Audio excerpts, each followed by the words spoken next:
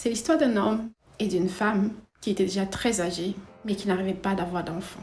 L'homme était déjà plus de 80 ans et la femme déjà atteinte à la ménopause. Mais la femme était dite stérile.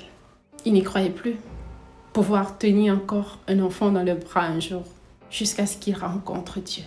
Et que Dieu fasse cette promesse à l'homme déjà très âgé, qui ne s'entend plus à être papa. Et Dieu lui dit, tu auras des enfants. Mais l'homme crut. Il crut parce qu'il avait la foi en Dieu.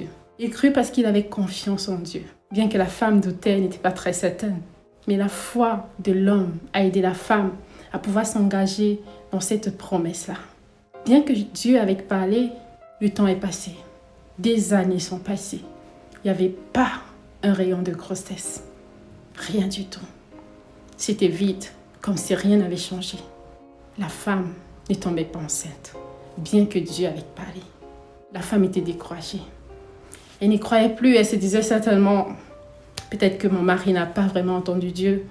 Et donc, la femme légitime, dans sa lamentation, dans sa perte de foi, sa perte d'espérance, a demandé à son mari de s'unir avec sa servante.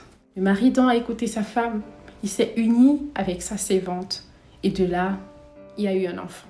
Seulement, après qu'ils aient eu cet enfant, la femme légitime est tombée enceinte. Elle a eu l'enfant légitime. Elle a accouché d'un garçon. La promesse de Dieu. Dieu tient ses promesses. Ce que Dieu dit de sa bouche, sa main l'accomplit. Et donc Dieu a tenu sa promesse.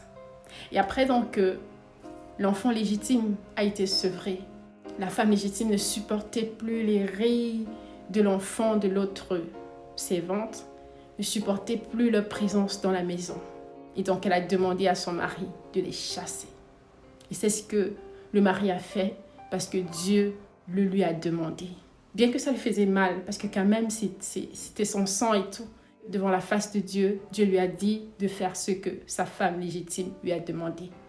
Alors le mari, bien que mécontent, a chassé la servante et son propre fils. Et donc, pas avec grand-chose, juste de l'eau, voilà, de quoi survivre autant qu'ils peuvent. Et donc la servante s'est retrouvée dans le désert, perdue dans le désert avec son fils. Et à un moment, ils ont manqué d'eau. Il n'y avait plus d'eau du tout. Et l'enfant était mal. Ça n'allait pas. Ils avaient perdu les forces. Et la servante a vu que son enfant, elle pensait qu'il allait mourir. Et elle ne voulait pas voir son fils mourir. Alors elle l'a mis dans un abri